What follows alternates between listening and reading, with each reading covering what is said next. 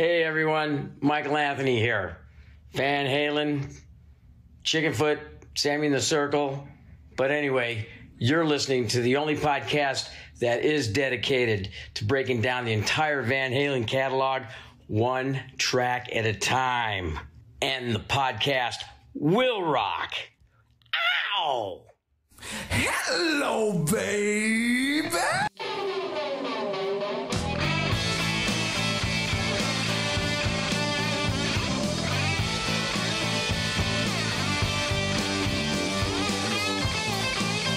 Welcome, all you rockers, rockettes, and everything in between. No discrimination at all, because that's not what we do here on the podcast, and the podcast will rock. We're doing it live once again because, hey, why not? We have so much fun doing it, and we figured it's about time we do it all the time. I am your co-host, Mark Kamier. With me, as always, Corey Morissette. Corey, we have got a just a cavalcade of characters on the show today, and we also just have just a crap ton of fun ahead of us, wouldn't you say?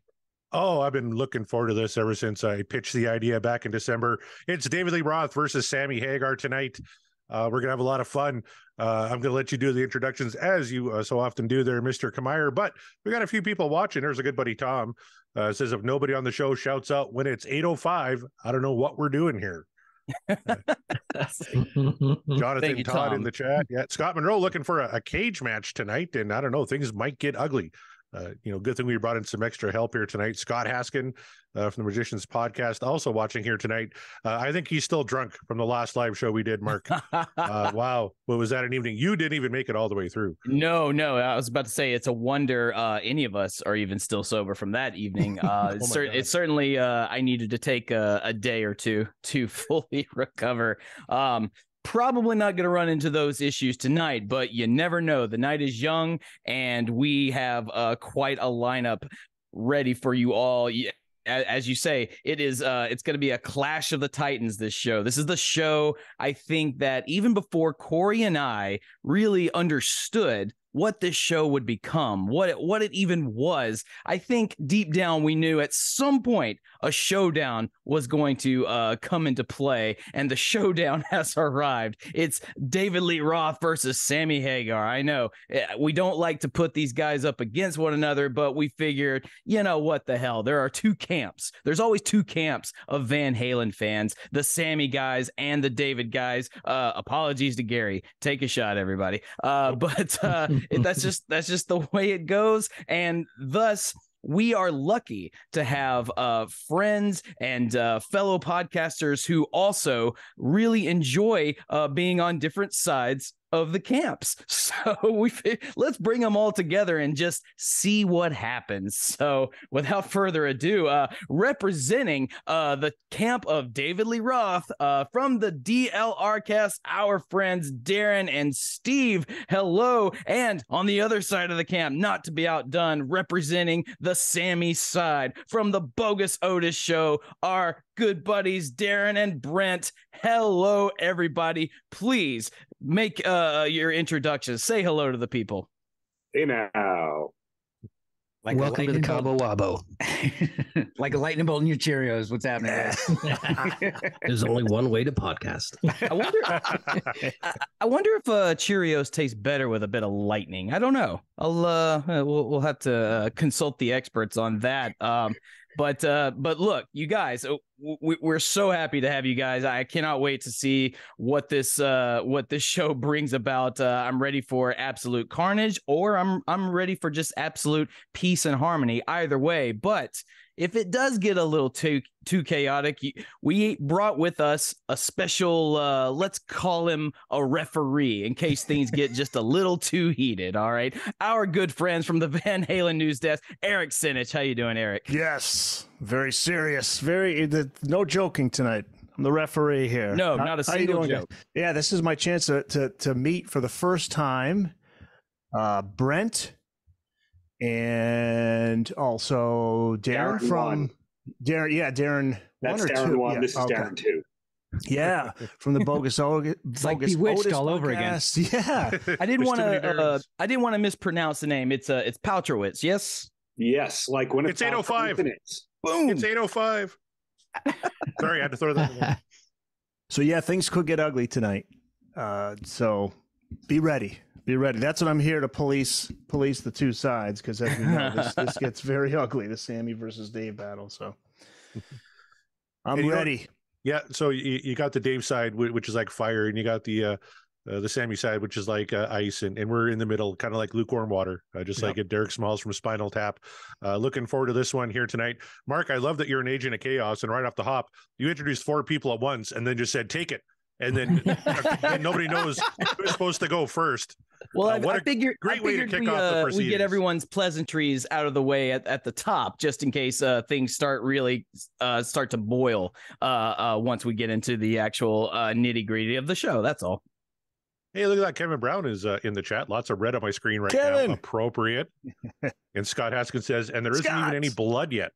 Well, the night is young, my friend. The night is young. Exactly. Yeah. Chaz wants to know, which side of Sammy do you represent? The sunny side, the shady side, the back side, the front side, every side, every side. There you go. And all points in between. Yeah. And as Tom pointed out, it's 8:05, which means it's time to rock.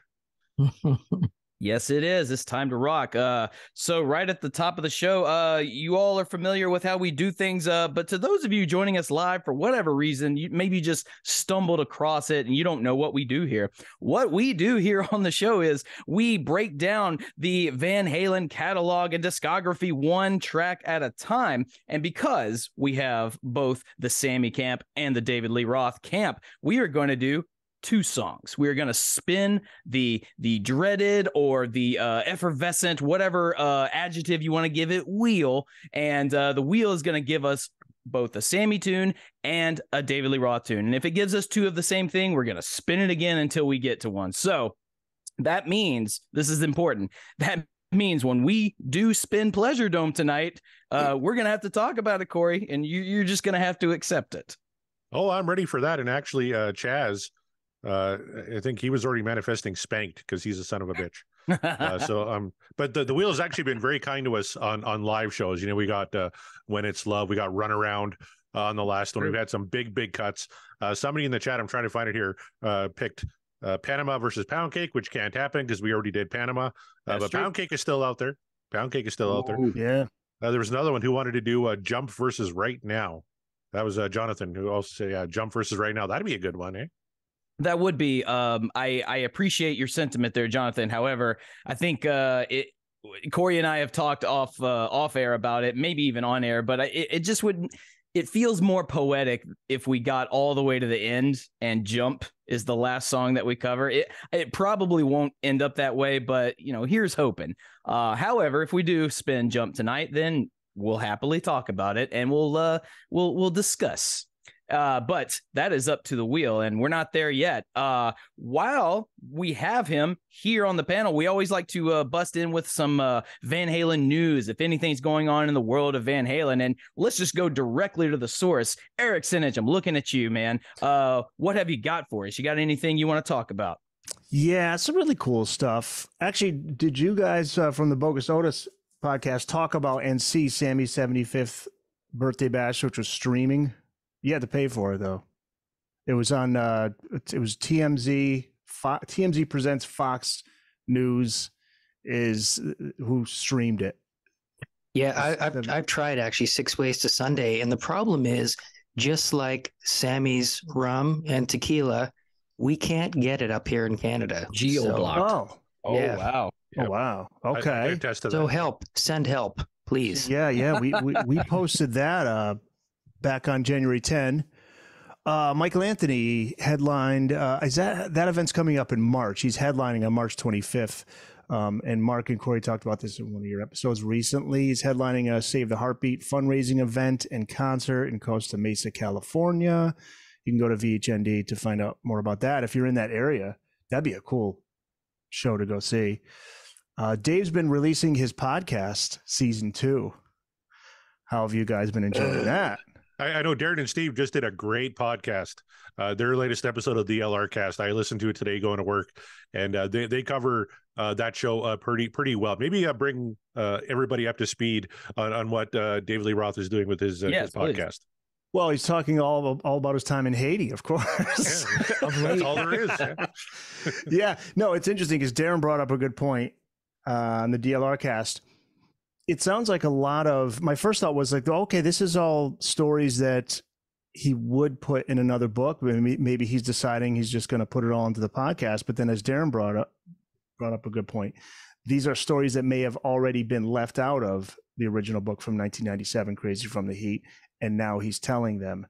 But it's just random stories about his days, really. From so far, I'm just thinking all the stories have been from his adventures in the 80s.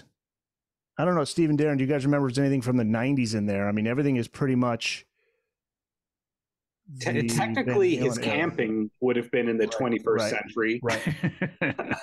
Yeah. But he's got one, the last one that he did, it's the girl from the MTV Lost Weekend promo, the girl that's to his right. He ended up going out with for a couple of years, and then he took her out to Haiti with Eddie Anderson, Big Ed, who's been who knows where for many years. Him and Dave, I think, had a falling out, but I don't know. Yeah, if I can add to that, him and Dave stopped working together maybe 98 or so, and it led to a lawsuit. So we know that the Haiti story is definitely not from the last 20 years. Yes. and he said it would have been around 84, 85 because he met her on the set of those commercials that they made for the Lost Weekend. So they're just various stories like that, but he's not talking about anything new. He's not addressing the possible rumors. He did, though, talk about, Darren and Steve, you guys talked about, he did talk about the recent recordings of the Van Halen songs. Recording his own covering his own tunes, covering Van Halen, basically. Yeah, at Henson Studios. That was about as topical as it's got for the most part. I mean, and as usual, nothing about his solo music, which he didn't talk about. Always drives me nuts. He didn't talk about the John 5 songs, I don't think, at all. No, which is talked about that. Yet another lost opportunity, but don't get me started. Yeah, so it's just you just don't know where he's going to go with it, but they're all short episodes. They're like 25, 30 minutes each, and he's just breaking them up. And mercifully, it's Dave being Dave. Yeah, try to keep up, Dave being Dave. That's a catchphrase that we use on this show quite a bit, and by we I mean me. I say it. But the way he tells stories is just like this. He has the most unique voice. You just know instantly it's him. Yeah. So sometimes Tom, you take the coconut, okay? You take the coconut, you cut it in half, okay? Take a piece of that, and then what you do is you make it into a fork, okay? And you're gonna take. Where's he going with this? Eric, I'm so glad that you picked up on all the okays, because he does that, and then he does the pop culture references in threes. I have not prepared this, but Dave always knows who the biggest rapper of the moment is. And then he knows a 1930s movie star. So we go like, it doesn't matter if you're Michael Jackson, Annette Funicello, or Tucci. He always does that in the thing. So that's my rant. Yeah, that's Dave. So check those out. What else is going on? Jazz Obrecht released a couple of his full audio interviews with Ed from 78 and 79. And those are must listens. Those are from back in the day when Eddie was just becoming known, and you just see what a cool dude he was. So those are up on VHND. What else, guys? What else do we got? Oh, there was a really cool piece of audio from 1985. Eddie and Cheech from Cheech and Chong fame. That was pretty cool. They're at this obscure charity gig, and it's a pretty lengthy piece of audio. I think it's like 20, 25 minutes, and you hear Ed going off. And this is, as we know, this is when Dave is, I think he's pretty much out by this point, but then you hear Cheech say, or somebody refer to Cheech as Cheech Lee Roth or something. They make some joke. Cheech Lee Roth. Is there anything we talked a lot about David Lee Roth? We haven't talked a lot about Sammy yet. What do you got going on the Bogus Otis show there, boys? Well, he's always busy. Is now a good time to do our wardrobe malfunction? Sure, let's do it. I think it is. Why not? Should we do that now? Let's do it. Yeah. Let's do that. Okay. Here we go. Here it is. Oh no. I think we misread the paper. I thought we were flipping sides and defending the other side. So we kind of came ready to. What is this? Look at that. Maybe we're. I guess we're. That's amazing. Yeah, anyways, we'll go back to our side now, right? Oh wait, yeah. This is the wardrobe malfunction. Here. That's the 91 Little Ain't Enough era photo. Bravo. Yeah. Dave leaning forward with the. All right, that looks All better. right, all is right in the world now. That looks better. Oh, there you go. Look at that. Look at that. Official We're back. shirt.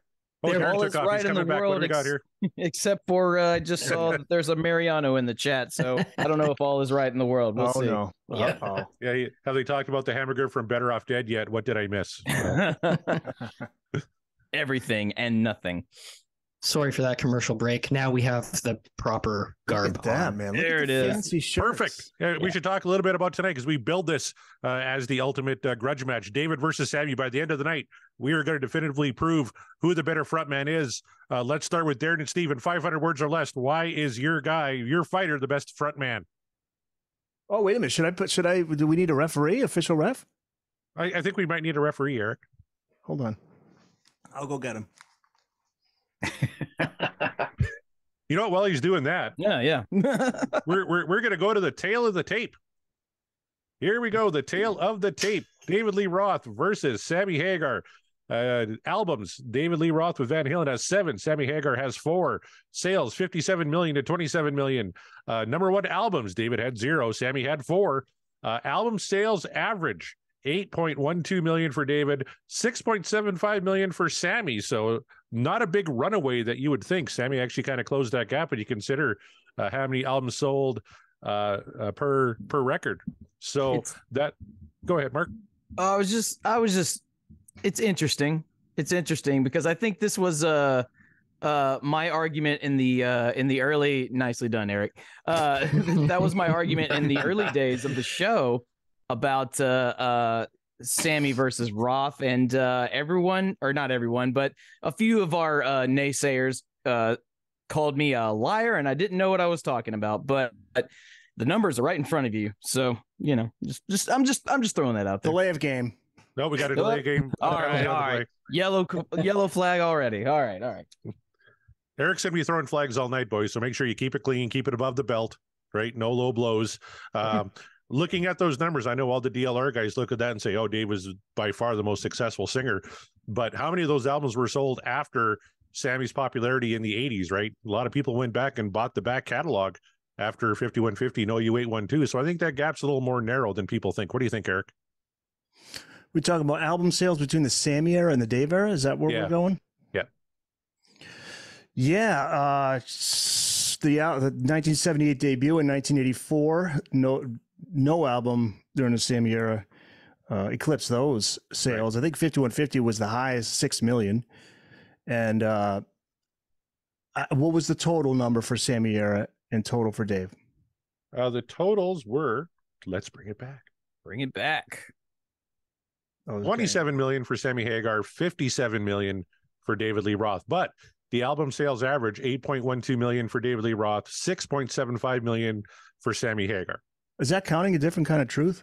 It is, yep. Oh, that is 7 albums. But that wouldn't be counting, say, like the Twister soundtrack and compilations. No. A lot of times artists go, I've sold over 100 million albums. It's because they were on soundtracks and comps. Right. Yeah. Yeah, I mean, they had the higher charting singles during the Sammy era, I think, overall. But they never had a number 1 with Sammy. They had a number 1 with Dave. They've had diamond selling albums for the first one in 1984. Right. I mean, that's hard to beat. That's hard to beat. And if you compare all Sammy's soundtracks and themes to date, oh no, sorry, Dave turned all those down. Ooh. Oh, no flag on the play. No flag. I'm surprised. No flag. Yeah, I am too. So this is definitely not the NFL where it's flag football every 3 seconds. So it's apples and oranges. Yeah. I tell you what, Mariano's not happy. No low blows. Both these frontmen are doomed. Oh boy. He wanted a dirtier fight than we were anticipating. He also says that Sammy looks like Bob from That 70s Show in that picture. I agree. No blows below the belt, no high kicks above the belt. There you go. David Lee Roth kicks above the belt. There it is. I like that. Yeah. I like that. Good. Yeah. Tail of the tape. There it is. There are the numbers. And before we get to the wheel, before we get to the meat of the show, Corey, we've got a poll, I think. From last week, we sure do. Yeah. Last week we covered Ice Cream Man, which I thought would have pissed off Darren and Steve, because that would have been a good one to cover tonight. I thought if we would have had Ice Cream Man, but we did it last week. 86% What Dreams Are Made Of, 14% This Dream Is Over, almost 150 votes on that one. So the polls are getting quite popular here. But yeah, overwhelmingly positive for Ice Cream Man. I mean, I don't see why not. This was one that we thought, how do you not just have a good time listening to this song? And but we called it. We knew that this would not be a 100% What Dreams Are Made Of, because it never is. Even the songs that we are so sure, there's always going to be a couple of them. But to the credit to some of you voters, you have been letting us know as to why you voted it down, and some of those reasons are warranted, and some of those reasons, okay, that is a choice. Well, did they vote it down just because they've heard it so much? Because that's not fair. Is that what some of them said? That was the excuse I got on Runaround, was maybe people are voting it down because they've heard it so many times. So that could apply to Ice Cream Man. I mean, that you can't, which is lame. I don't think you could judge it based on that. No, I mean, I've heard Stairway to Heaven a zillion times, but Stairway to Heaven is brilliant. I don't want to hear it anymore. God damn it. I'm sorry, I don't make the rules. No, I do make the rules. You do make the rules. Referee. What am I talking about? Got the hat on. Corey, I'll leave it up to you. We probably got a bit of a long show, so if you want to skip the comments this time around, or if you want to go through them, whichever. You know, like you said, we got a long show. We got a lot of panelists on here. I would just recommend everybody go check out that tweet and read some comments. There's some good ones. I know Heath McCoy, a good friend of ours, chimed in. Ryan Powell, Tom Armbruster, Scott Haskin, because he's got nothing better to do. Kevin Brown, again, nothing better to do. No John Mariano in this one, though. Deep Purple Podcast.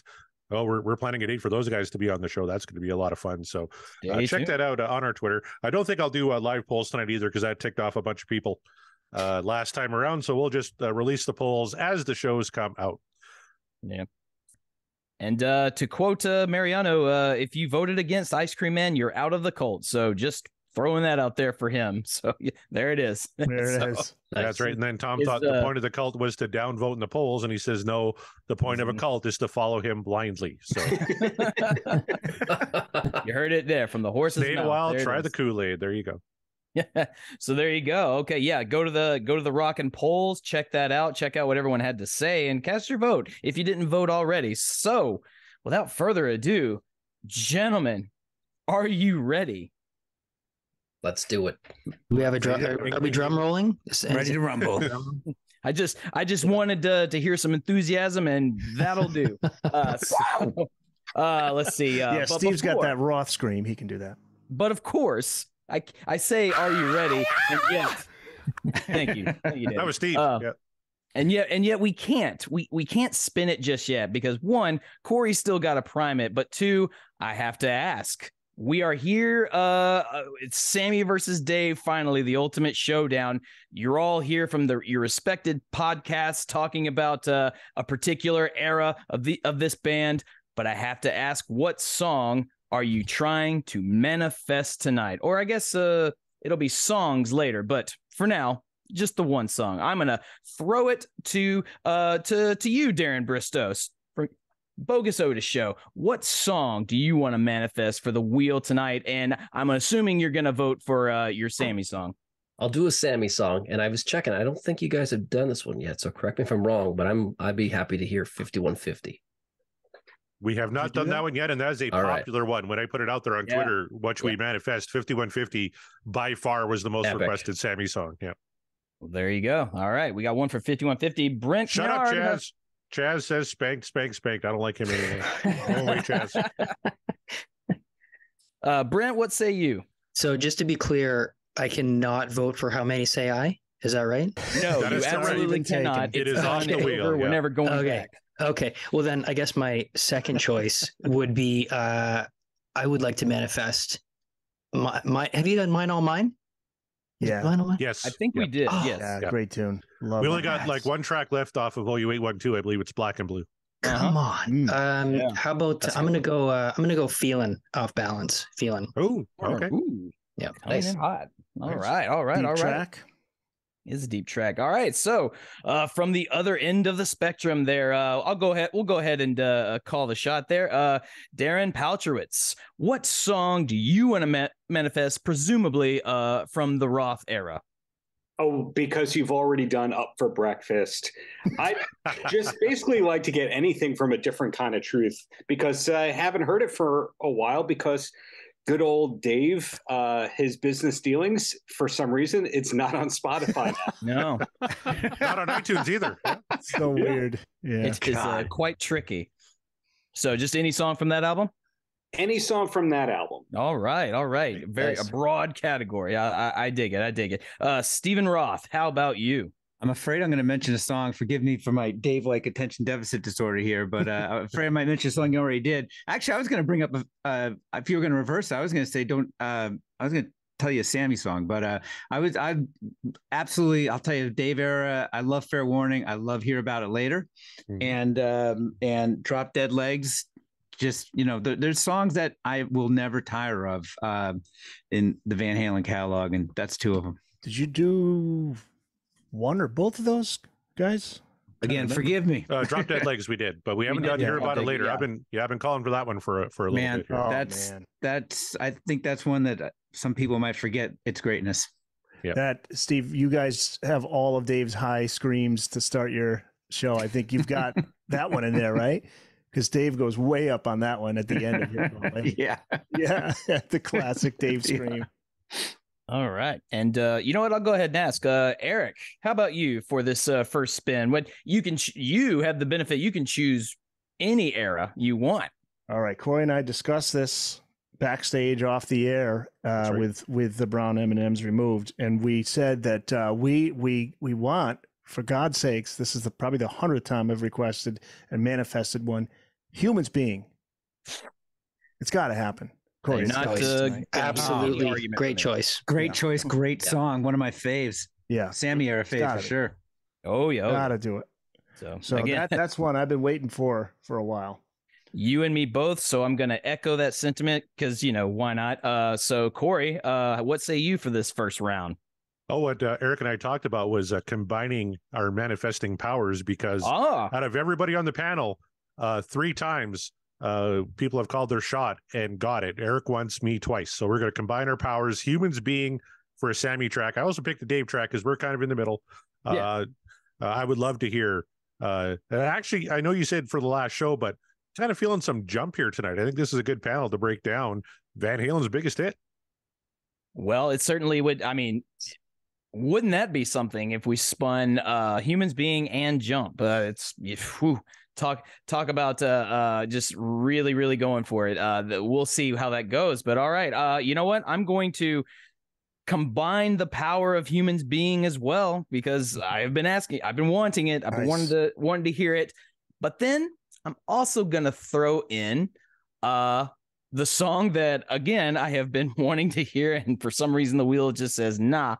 Ain't talking about love for the David Lee Roth track. Like, come on, man. Yeah, hell yeah. It makes me happy. It's a great track. I would love to hear it. Eventually we will, but why not on a show like tonight? So it is. Should I have picked a Dave song too? Yes. Yeah, go ahead. Yeah, we got to pick one from each era. Yeah, you're impartial tonight, so. Yeah. From the Dave era that hasn't been picked. All right. No, Cathedral's good, but no, I want to go with oh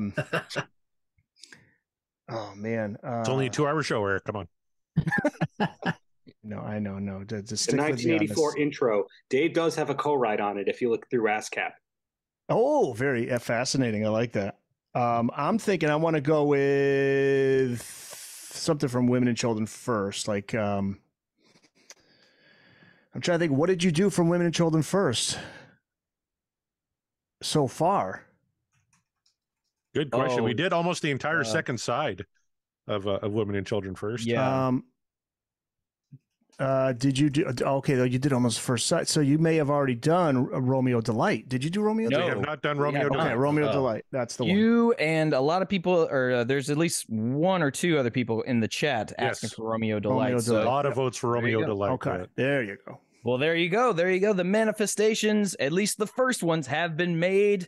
We are now, I think, ready. If the wheel is primed, Corey, I know I'm ready. Everyone on the panel is ready. Are you ready? Is Sammy ready in the back? Oh, I'm getting there. I just need a minute. I got a lot of things going on right now. Yeah, he does. We're gearing up, you guys. This is a big show. It's a big panel. Here we go round and round. Oh no, I was going to do it. Well done. I appreciate that. Keep going. Yeah, just keep going. First, I gotta shuffle the wheel. There's 7 of us on the panel, so I'm gonna hit shuffle 7 times. Here we go. 1, 2, 3, 4, 5, 6, 7. All right. Let me find my sound clip. Here we go. All right, here it goes.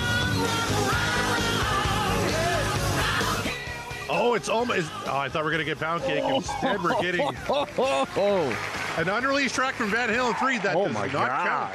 That does not count. That's a Gary song. Nope, it doesn't count. Sorry. Wow. Again, apologies to Gary. Take a shot.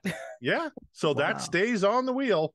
Sammy's got to warm up those pipes again. He's going to get tired if we're going to keep rolling Van Halen 3 songs. Let's try he's it a one more professional. time. He can do it. That's the one Mitch Malloy sang. I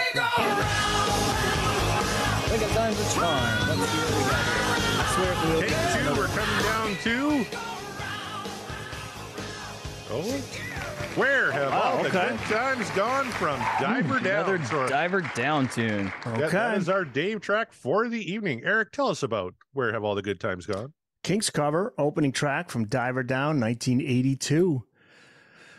This Van Halen actually they covered, that might have been, obviously they covered You Really Got Me.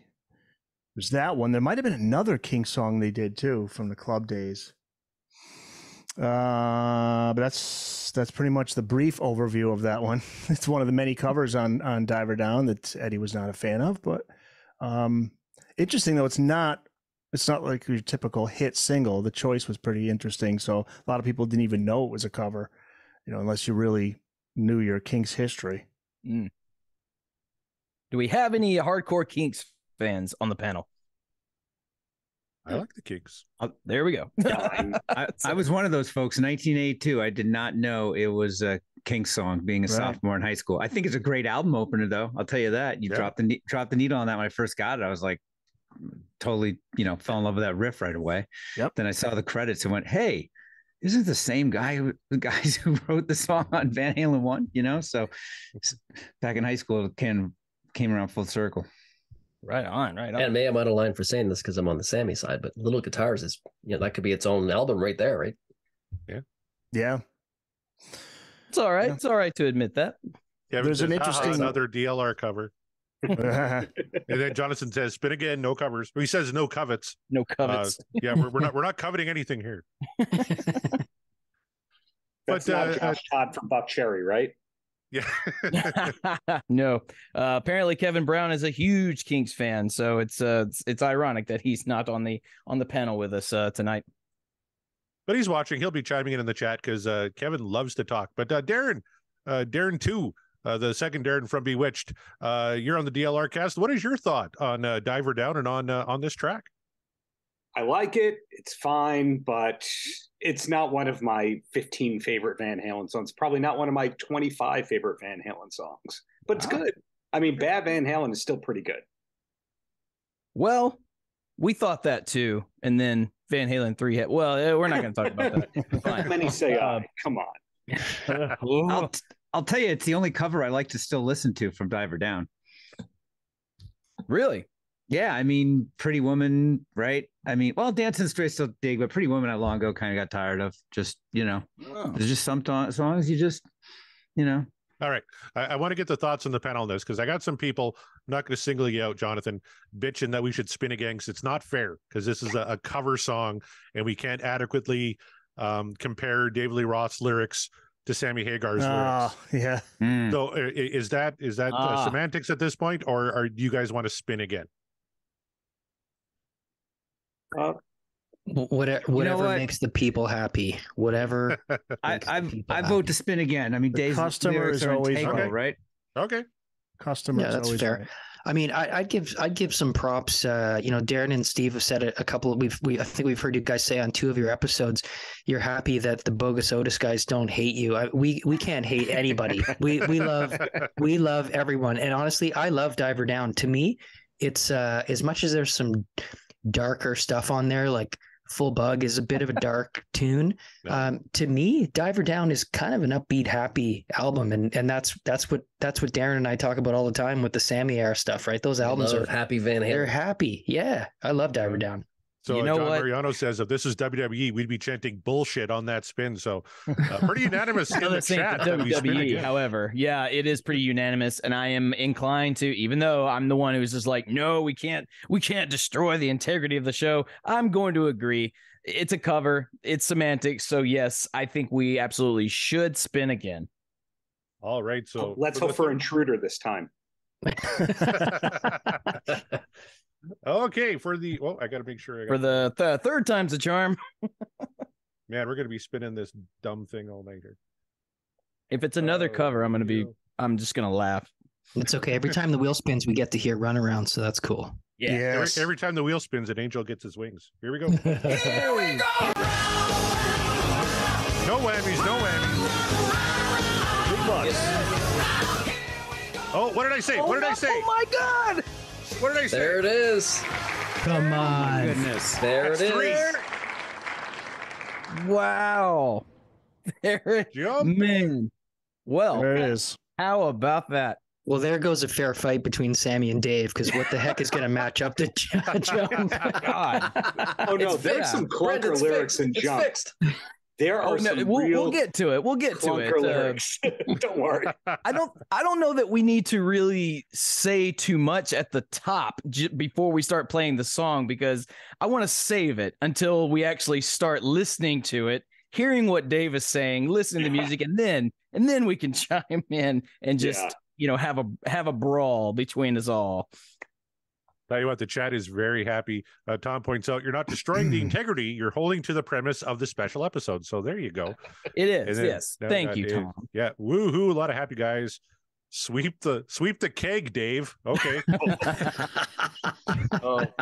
Mariano may be a keg deep at this point. I don't know. Jonathan says, now we have a show, as if it sucked up to this point, but now that we got John, it was all garbage until now. Yeah. So yeah, that's fine. Fair. But look at that. 3 manifests now in however many shows we've done here. 62, 63 we're on. So Yep.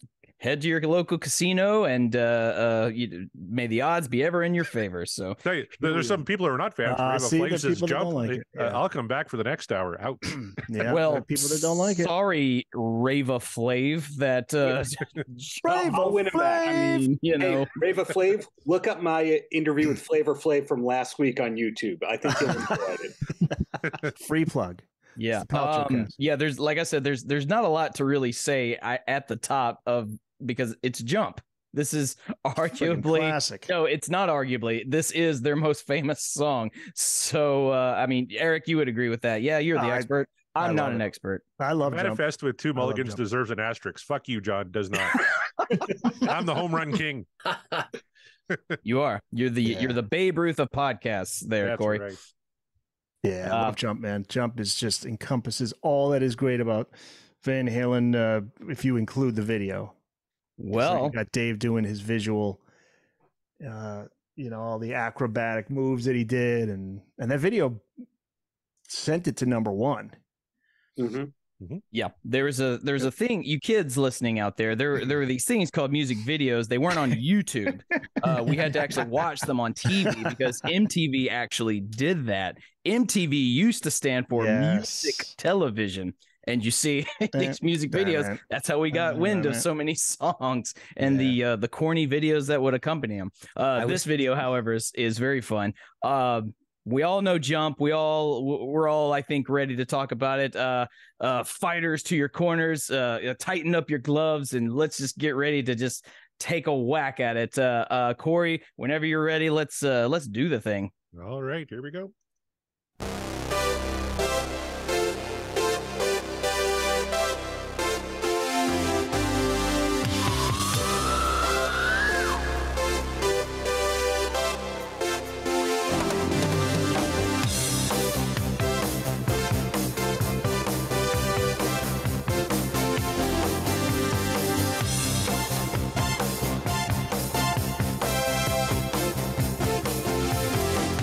All right, let's go around the horn. What do we think about that intro? Let's start with Darren Paltrowitz. Great intro, although total sidebar here. I've heard, and I've never done this before, if you can get the isolated guitar track, it's out of tune from the rest of the track. Has anyone heard that before? Yep. Okay. Yes, I have. No. Interesting. Yeah. Darren. Like Christy Binkley says, I love this song on Glee. I was today years old when I learned this song was on Glee. Yep, me too. I'm old. I don't know what that show is. It's just a thing that happened and it went away. It's never coming back. Martha. Yeah, Scott's going all the way back. We get Martha quit on the show. I've tried. Yeah. I reached out to her. She never got back to me. But that's Kevin great Brown. that you tried. I love it. Oh, why not?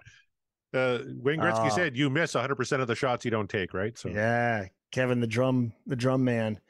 Yeah, drums do sound good, man. Favorite part of the song, drumming wise, is during the solo. Yep. During that solo. Gary says this song has keyboards. Eddie Trunk is triggered. Everybody's triggered. Eddie Trunk. All right, I Bogus Otis interviewed boys. Sammy, my friend Sammy. I had him on the Trunk Nation.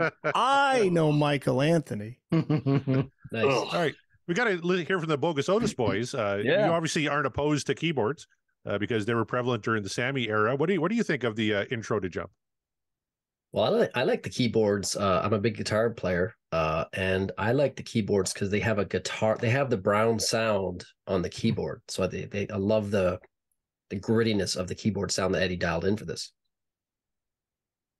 Yeah, I would say I think when we were on with you guys last time, our song was "I'll Wait," and we talked a lot about Alex's drum sound on "I'll Wait." And for me, what I'm about to say, there's probably going to be some people on the internet that want to crucify me for saying this, but I almost feel like much of 1984 as an entire album is an Alex Van Halen drum sound album, almost even more than Eddie's guitars in some places. I mean, you think about the intros to Drop Dead Legs, Hot for Teacher, I'll Wait, Girl Gone Bad, and Jump for sure. I mean, the drums to me is just, it's drums. Man, great point. Yeah. So true. And before we went to the Lynn drums, right? Like a real drum sounds here, right? Yeah. The total Brown sound. Not surprising because Ed had complete control. This was recorded at his studio, and you know how he felt about Al. So Now, he John was Mariano would like to know from our experts here on the panel, how does the Brown sound relate to the Brown note? His music knowledge is sorely lacking. Eric, your thoughts? Oh my God, is he? Oh my God, is he? I'll let you guys take here? this one. Is he going to go here? I'm the referee. I'm supposed to be neutral, but John, man, see, people don't like it because of the keyboards. They want to hear Ed, rocking on the guitar, which is what Ted Templeman and Dave was saying. Dave used to hear a guitar hero kid. But Ed talked about the story. You're a guitar hero kid. But Ed was a musician. He was tinkering around with the keyboards as far back as like 79 or 80. I think he was messing around with this on the tour bus around 79 or 80, possibly that far back. 1 foot out the door. Yeah. Yeah, I mean, rock. How fun was it to see Eddie behind the keys on Live Without a Net in the 5150 tour, right? Yeah. He's a guitar god. Yeah, no one's going to argue that, but it was different and it was cool, and he looked like he was having just as much fun. That's what I was going to say. You're right. He was having a time. He was having a blast. Yeah. So it was nobody's idea but Ed's. Nobody else wanted to do it. It's not like nobody put a gun to his head and said play keyboards. This is what he wanted to do, and it's really the gateway to what was coming next during the Sammy era. And as you guys know, being Sammy fans, Sammy has been insistent on this. He's basically saying, look, I'm not the one who told Ed to play keyboards. This was stuff that he would come to me with. He was playing keyboards at the time, and I'd lay down the lyrics and the vocals on it. But that's where Ed was at that time. And going back to, the Brown sound of the keyboard, I mean, a lot of bands that released after 1984 came out, a lot of rock bands at that time flew to having keyboards in their songs. And I feel like 1984 is the keyboard sound has, stood the test of time when compared to some of those other bands that started adding keyboards. I feel like the sound that they got it's aged a lot better than some of the other bands, in my opinion. I'll tell you that the opening, couple things. Jump is one of those songs where I'm sure for you guys too. I mean, I can remember exactly where I was the first time I heard that. That would be in the back room of an Arby's while I was messing around with some beef and cheddar experiments, but that's a whole other story. in Long Island of all places. And that's true. However, that's one of those songs where it is so classic, man. As soon as it jumps out at you, and this occurred to me too. That opening comes at you so quick. If you're a radio DJ, and for so many people at radio, this is the top 40 because this thing just exploded. You could not fuck around with that opening. You couldn't, all of a sudden suddenly start talking over and say, traffic coming up on the 9s next on Big Hit 103 or whatever. Hit the no way. post. Exactly, man. You had to fucking nail it with this song because the keyboards, were instantaneous, right? It grabbed you immediately. Those drums were just explosive. The scream, it just launches. Yeah, Steve, the kind of what you're saying, you remember exactly where you were.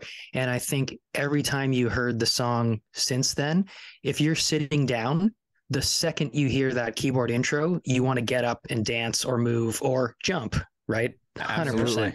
Yeah. That's why you always hear it at a sporting event live. Somebody like at some point during a game, you're gonna hear Jump, even if it's just the intro or a little part of the chorus, something. Inevitably, you're gonna hear it because it does make you want to get up and just yes. Classic 80s rock tune. That's right. I get up and nothing gets me down. You got it tough. I've seen the toughest around. And I know, baby, just how you feel. You got to roll with the punches and get to what's real. All right, Sammy boys, here's your chance to take a shot at David Lee Roth lyrics. What did we think of that first verse? Go, Darren, go. I don't mind it. It's definitely not his best, but it kind of fits the lightheartedness, kind of breezy of the tune. So I kind of, I'm listening to them, but I'm not listening at the same time. David Lee Roth, guys, your chance to respond. The lyrics are fine up until that point. You asked the Sammy guys on the wrong verse. What do you think of the lyrics? Because the first verse is totally acceptable.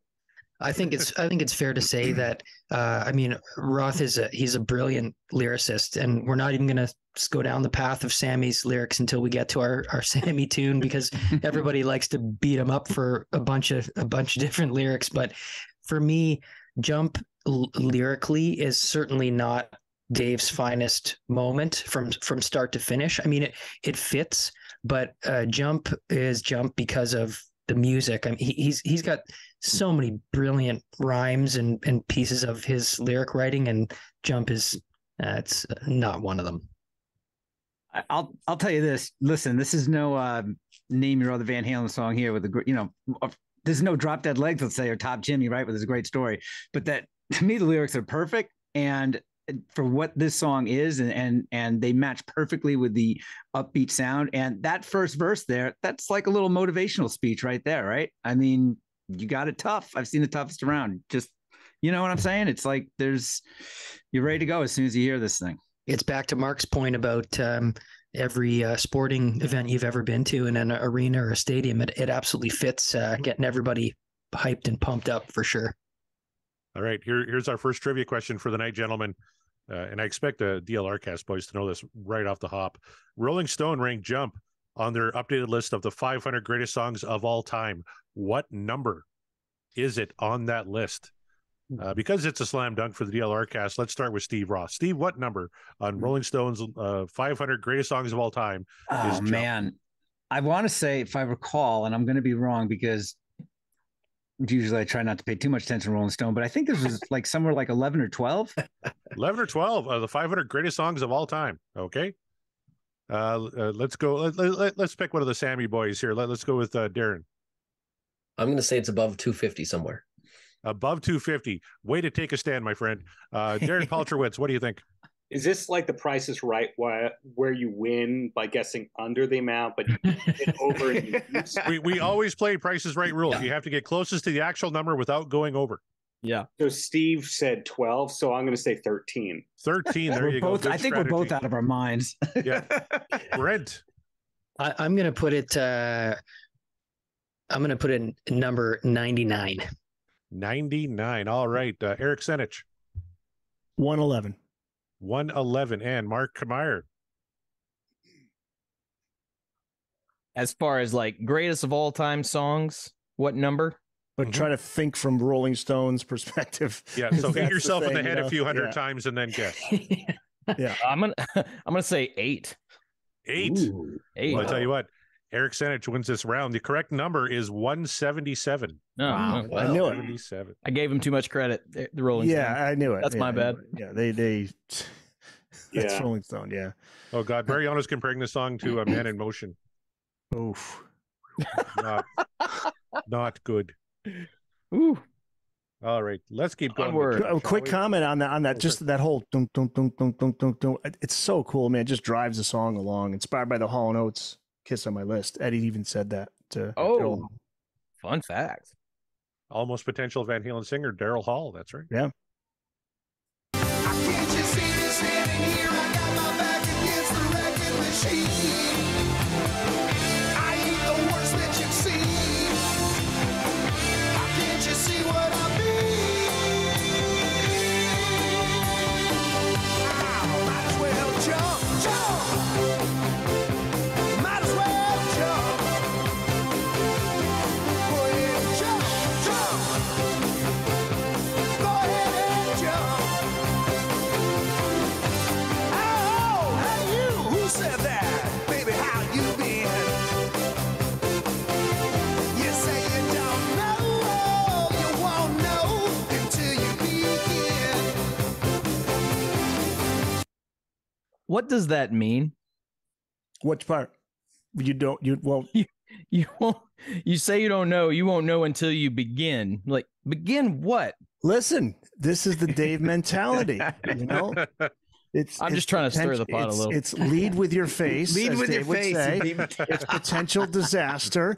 Go for it. You never know what's going to happen unless you you go. try. He's seen the toughest all around, but he's Yeah. the worst that you've seen. That's why I said you asked the wrong time of what are the lyrics? How do you think of them so far? Oh, they're fine. Get to the second verse. My I'll tell you my favorite lyric though in the whole song. This is gonna sound crazy. The one I always love to sing and yell out is that part.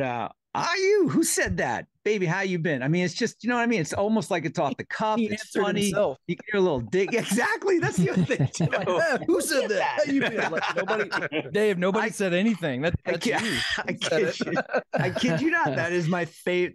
That's my favorite. Those are my favorite lyrics in the song. Those are little Dave moments. Exactly. Those Yeah. Rothisms. The Roth. The treatment of that line fits perfect with the music video too, right? The way they Right. did it was pretty cool. Yeah. Yeah. This lyric to me is kind of see here I'm supposed to be defending Sammy, and here I am, I'm doing it again. But this is kind of like the old only time will tell if you can stand the test of time, right? Like it just I don't know. See, I'm the ref though. I have to. I'm sorry. Yeah, I can't give my opinion. I think it's totally different. I think it's a mindset. It's a mind. Whereas a Sammy was only time will tell if you stand the test of time is not a mindset. Jump is go for it. You know, that's to me. The lyrics are. They're not. They're simpler than some of the other Dave lyrics, especially as we get into the future lyrics, like different kind of truth, where he's really, mixing it up with the words. But I just think it's great. There's videos where Dave talks about it, the whole theory behind the lyrics. You know what though, Eric, you said that you're not allowed to have an opinion because you're the referee. That I disagree with, because if anybody watched Wild Card Weekend, the refs had their opinion all weekend long. That's right. Good call. That's right. And Good call. yeah, I got to make sure I cover the spread, so I might call a few penalties if I have to. Well, I tell you what, there was some talk in the chat about that flat sounding guitar, that auto-tuned guitar, and Chaz points out his guitar was tuned flatter than flat because of how hard he bent strings, even just fingering chords. All right. Alex doing a little cool stuff, the little just little accents on the cymbals. Yeah. In the chorus, Alex's drum pattern is 1 2 3 1 2 3. David Lee Roth's timing with the lyrics are brilliant with the cadence of "Why can't you see me standing here with my back against the record machine?" Good comment there. And what's a record machine? That would be a jukebox. I was just going to ask that. What's that even mean? Yeah. Jukebox just doesn't fit into the phrasing of the lyrics quite as well as record machine, which, all right. Plus, so many songs have the word jukebox in it. Yeah. No, I know what it rhymes with, Corey. You got to think like a songwriter, Mark. You're not a songwriter, so you wouldn't know. But no, I can't think like a songwriter. See what I mean? Record machine. You see? You might as well just jump. Just jump. Go ahead. I'm going to jump. Can't you see me standing here? I got my back against the record machine. I ain't the worst that you've seen. Can't you see what I mean? Now, might as well jump. Okay, so I'm going to jump in here. So this is where I feel like when Dave was writing this song, he didn't really future-proof himself, because every time I've seen him sing that line, he never hits it. He's either flat himself or he's sharp on that line. Whereas Sammy, because he's now reaching to like Sammy territory with that note. So I feel like whenever you see him play the song live, he never gets that part right. Agreed. Yeah. You are all right. there. Chaz has a point here. He says David was referring to the record industry. Van Halen experts, is that true? I never do that. With the record machine part? Is that what it is? Yeah, the record machine part. Can you see me standing here? I got my back against the record machine. That makes sense, but it's kind of hard to like pick on the man when you are the man, which Van Halen was at that point. You're the number one band in the world, and the world's out to get you. Nuts. Yeah. I see the interpretation you went for there, Chaz, but I'm not quite sure it's there. But good on you for trying to figure that one out. Tom points out there's a lot of things Dave never got right live. So there's a shot across the bow. Hey now. Wow. Eric's reaching for the flag, but no, it's not coming out. No.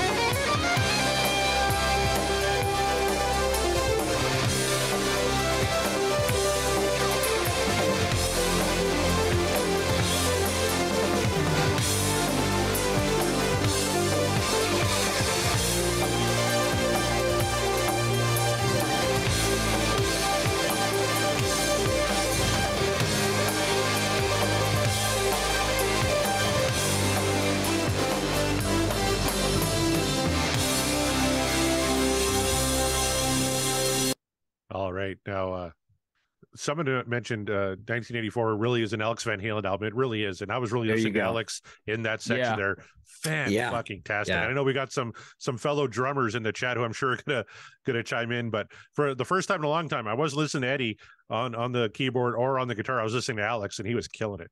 And he really was, right? I mean, the cymbal work in there and the on and off rhythms. And, that song could have been something so simpler for any other band, just, an easy rhythm underneath the solo, but he's in a bunch of different directions, yet it works, right? I mean, I was really listening to it too. And always reminds me of that it's just this weird back and forth kind of ping-pongy sort of work there, right? But it all fits perfectly. Yeah, I mean, everybody always goes to the guitar solo in a song, and you rarely hear of a drum solo in a song. Excuse me. The only drum solo moments are at live shows, and that's when you go get another beer, right? When the drum solo is happening. But this is it's a drum solo in this song, and it's freaking amazing. And it's recorded so perfectly. Yeah. It sounds amazing, right? Yeah. If I can say a not nice oriented thing at Dave right here, if you saw him can we timestamp this right now? Because Darren's about to say something. Yes, and go. Yeah, 9:59 p.m. Suspicious packages in the next couple of days, because we know he already doesn't like me. But that part of the song, which is so epic because it's Alex showing off in a cool way, Eddie showing off on two instruments in a cool way. That was when Dave from the early 2000s forward live would be doing his kendo stick demonstration part, which I guess is supposed to take away from how special everyone and everything else is. Is that a coincidence, or was that strategy? I think when you're the front man, you got to be out at, it's your act, it's your bill, right? You got to be up front all the time, I guess. I mean, I can't imagine now him. Could never imagine him leaving the stage during that part and just, having guys that 90% of the audience don't know at this point, right? Unfortunately. Yeah. I love this comment here from our good friend Rava Flav. I just got to jump here quick.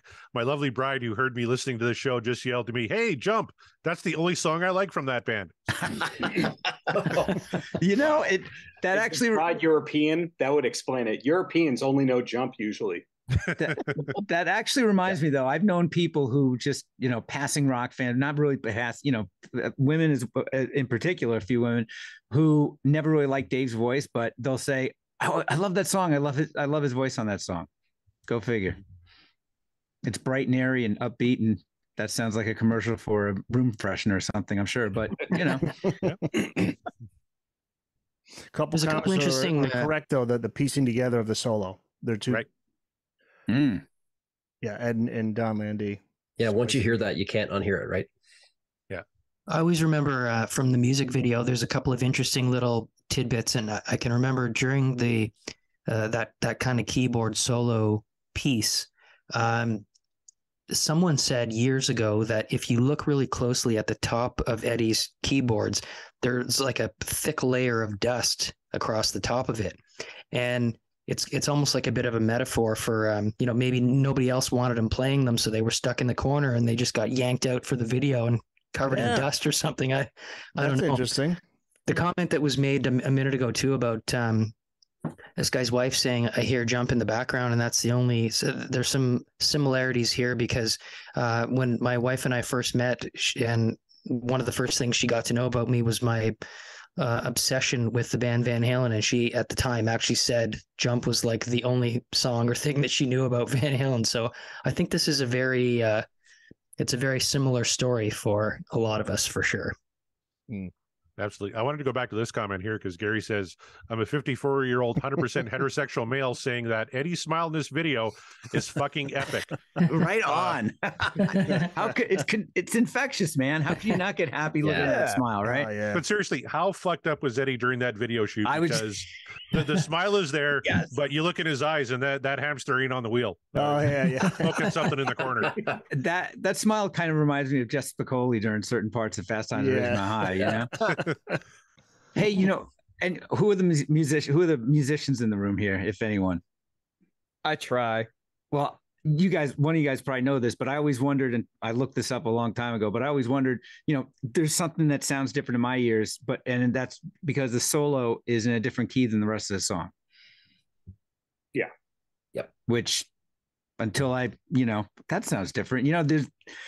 But Eddie that's a normal, natural thing. But to me, it sounds good. Modulation, good, right? And then it goes back to it. Yeah, it's not uncommon, but I guess for rock music, it's sort of sounds like it comes out of left field. But Eddie, being Eddie, knows what he's doing. He understands, his theory. He understands what's going to fit, and this solo fits like a glove. Which reminds me, I always love the fact that he complains that he can't count. Right. He used to complain in interviews, I can't count in a song. I got to look at Alex. I can't, but I'm sure there's some exaggeration there, but his, in his mind is just so, I always thought it was so, took place he was almost like a Brian Wilson of rock. Right. I mean, it was just like, he was hearing things people didn't hear. And that's one of the weird reasons. That's why I think for like so many other bands, you hear a band try to cover a Van Halen song, they're never even going to come close. Yep. That's right. A couple more comments before we get back. Especially when they're Dave. Well, yeah, I walked right into. That's like walking into a rake, right? I had to say it. Darren hits with the right cross. Let's go back to the comments. Gary says, "Rava Flav, she's got to have some other quality you like." And so Rava Flav said, "Gary, she bought me a bottle of 23-year-old Pappy Van Winkle for my birthday. She's a keeper." Here's a good comment. "Is that the only Eddie keyboard solo that sounds like he's playing guitar on keyboards? The tapping like runs, the phrasing and the structure feel like one of his guitar solos." Yeah, good point. I think so. I mean, it's certainly none of the other keyboard solos really stand out. Well, I don't know. I'm blanking. Please The feel free main to... riff to Right Now, obviously it's not the solo. Oh, the that's like shredding. Yeah. Yeah. And if you see in the video for Jump, when you see him doing the last part in the video, he's actually using the same, like his fingering and his pattern of his fingers that he's playing is like what he's same thing he does on the guitar, but on the keyboard. Yeah. You know, right when the keyboard solo ends, it kind of builds to a crescendo and then kind of just like, I guess the only way I can describe it, kind of comes in for a landing almost, you know what I mean? Where it's like, and there was always something to me that, and I have no idea if it's even close to it, but there was almost like a classical music, like you could see a conductor almost, you know, like we're bringing it, you know what I mean? It just comes to a perfect close, just the way it does. And I've always, man, Alex's cymbal, there's just a sheen to it. I know I've talked about this before where, you know, whether he's riding or just he fills so much space. There's never an emptiness. If that makes any sense, you know, and especially, you know, even though a keyboard sound is so thick, whereas if there was no keyboard, it's just it's just a guitar and a bass. He fills so much space and sound. I think the only time that song's ever been played with an orchestra would be 2004, Dave, July 4. With the Boston Pops. Right. Go check that out on YouTube. Yeah. Yeah. Jonathan pointed out during that video, Eddie probably had some Krell. Yeah. Longtime Van Halen fans know what that means. Yeah. Absolutely. Chaz says he sensed time. He didn't count it. He's like a Jedi. There you go. I'd never listened to anything else. He said the only album he ever bought was a band called Brand X. And Kevin Brown says all his keyboard parts are played like a guitarist, not a keyboard player. That's why they're tougher to play than you'd think. So well said. We have 57 seconds left. Let's finish off Jump here.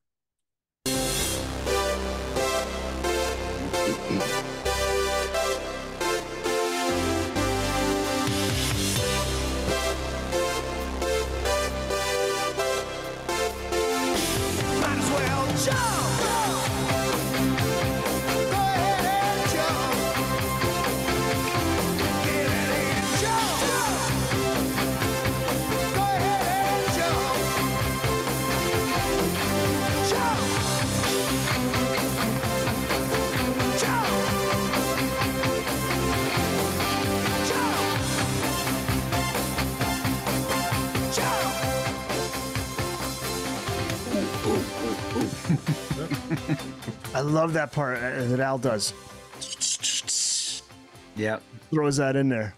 I think it's really important to note that the fade to Jump is in what tune by Sammy of Van Halen?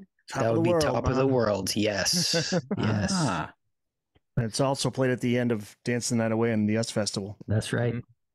I always love Eddie's guitar part at the end of that as it kind of just grows a little bit, just kind of a reminder. It's like, yeah, you know, it's not all keyboards, you know, like it's thicker. Yeah, exactly. And it's just sparse enough to keep the song riding along too, right? Right. Trivia time. What song did it take over to become number one?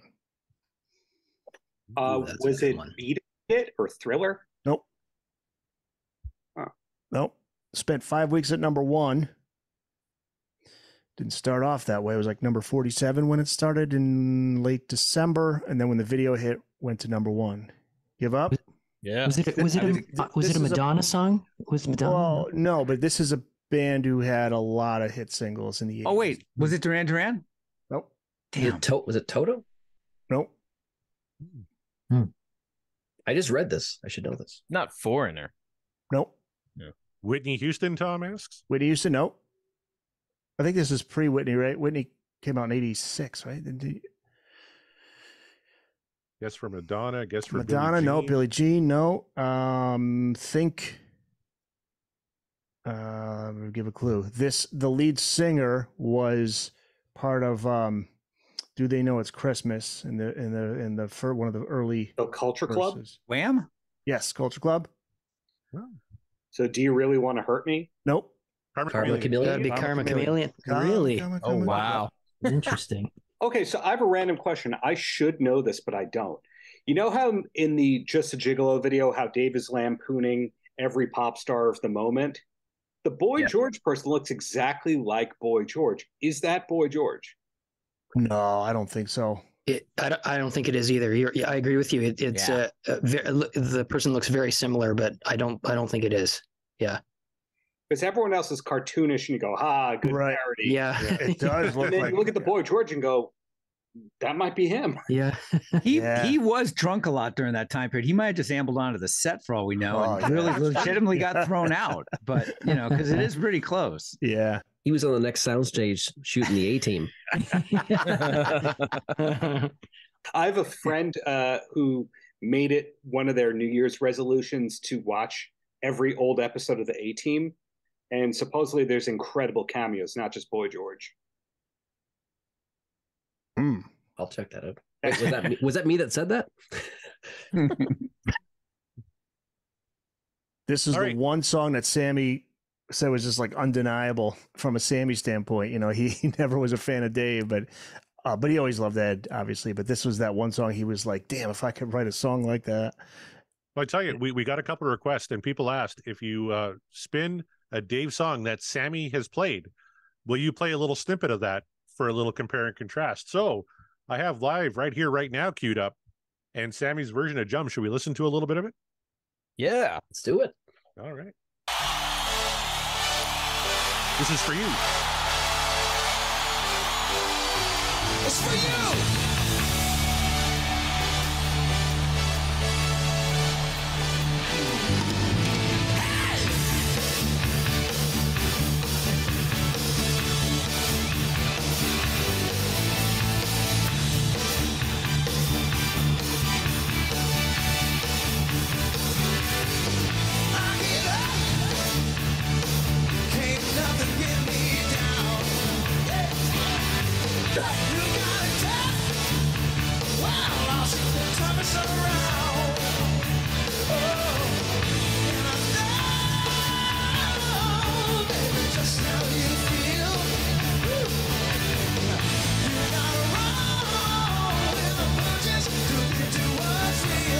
We'll play it through to the chorus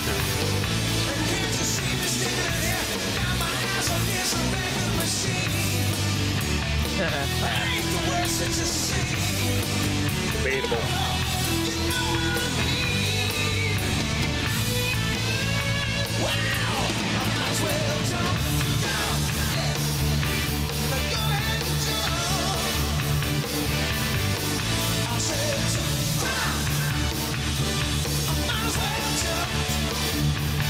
Just I want to hear this one little part.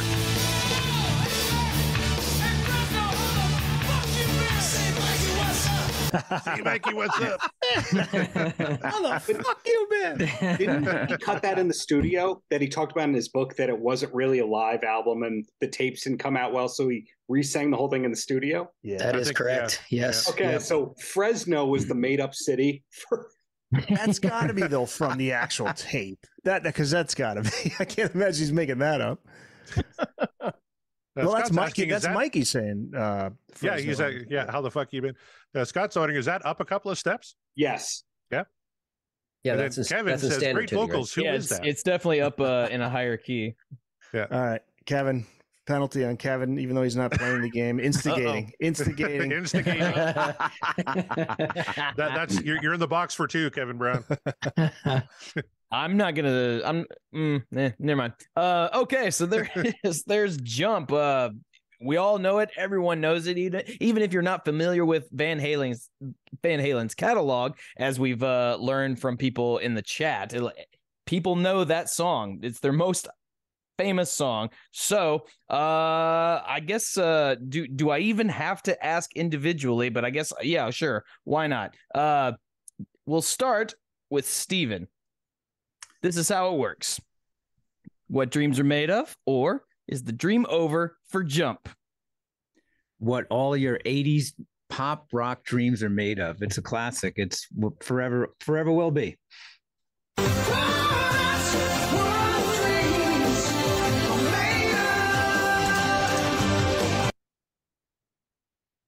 Well, there you go. There you go. All right. Darren Paltrowitz, what say you? Yay or nay on Jump? Oh, yay. I don't need to hear it again. I'm playing it again, goddammit. No, Jump. Oh. I don't hear Jump again, but yay. All right. So now shocker. The DLRcast votes yay. But now we go to the other end of the spectrum here. We'll start with Darren Bristow. Is Jump what dreams are made of for you, or was it just so overplayed and you're done with it?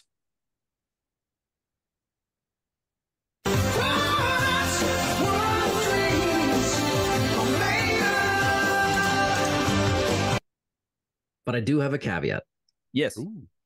I think because we've all heard the song bajillions of times, and of course it just sounds like Dave's song because you've heard it with his voice in it first. Sammy's version, I have to say, is pretty awesome, man. I mean, I know it's biased, but I mean, he sounds pretty good. Especially there's a part there midway through where he kind of just sails through his voice. Throw the flag. So, I like it. Hold it.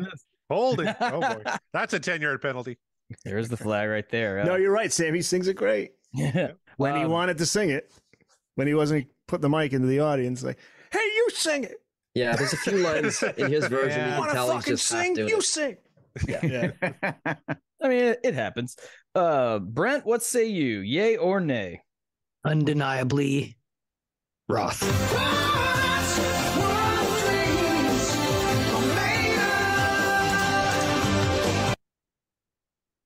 All right. There you are. Okay. It's also very and, much what I karaoke believe- dreams are made of. Absolutely. And I think we can just go ahead and sweep the rest. Just on the count of three: Corey, Eric, me. 1, 2, 3. Thumbs up.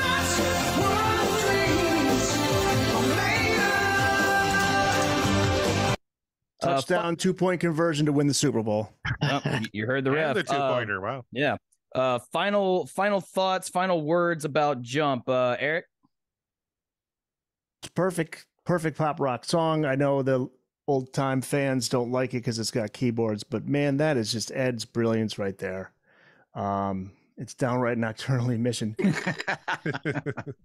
I just love that was Ed's moment to shine, that he was fighting for even during Fair Warning album. He had this, go into the studio in the middle of the night with Don Landy and do all that stuff. And this was his moment. And he called the 5150 Studios. People thought he was crazy. He was right. Came up with songs like this. And the funny thing is that Dave didn't want to have keyboards. And number one, for the rest of his career, he would finish every show with Jump. And then he has Skyscraper, which has keyboards on it. So, he came around to it. Oh, and Eat 'em and Smile. I got to cut you off. Yeah. Every song on Eat 'em and Smile has keyboards. Going crazy. Yes, you're right. Going crazy, heavy on the keyboards. You're right. But in his defense, it was just, him and Ted Templeman are thinking image. They're thinking this is not what people want. And, but at that point, Ed was just like, take it or leave it. And he won. Yep, he won. So, Corey, final words on Jump? It's a classic. Love it. Love everything about it. Alex killed it. To me, Alex is the star of that song as much as Eddie's great. And, David sings it well and Sammy sings it even better. Hopefully I don't get a flag on that on the live version. But Alex, as a drum fan, love what he did on that. And I know Kevin alluded to rock critics who call Alex Van Halen just an average drummer. They had a very average rhythm section. You're like, what fucking band are you listening to? Because that's not true. But it's time to play one of my favorite games here. How many times did Van Halen perform Jump in their career? Again, this is Price is Right rules. You have to get closest to the actual number without going over it, because Eric moaned. We're going to start with him. Eric, wow, how many times did Van Halen play Jump? Oh, Jesus. That's counting the Gary era. Jesus. Okay, I'm going to say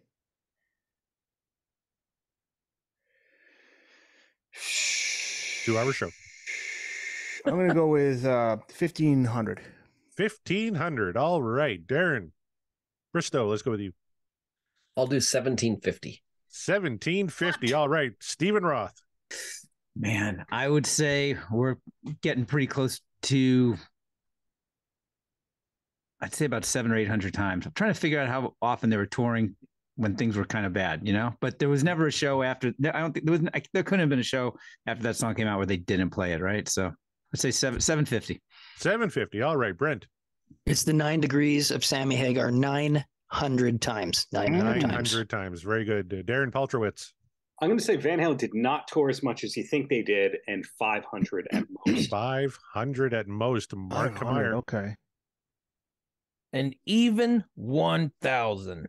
1,000. I can tell you right now, Darren Paltrowitz with 500 is the closest. 683 times. Wow. 683. You know what? You know what probably pulled the number down is because Sammy, I'm trying to think on the 5150 tour, did they play it every night?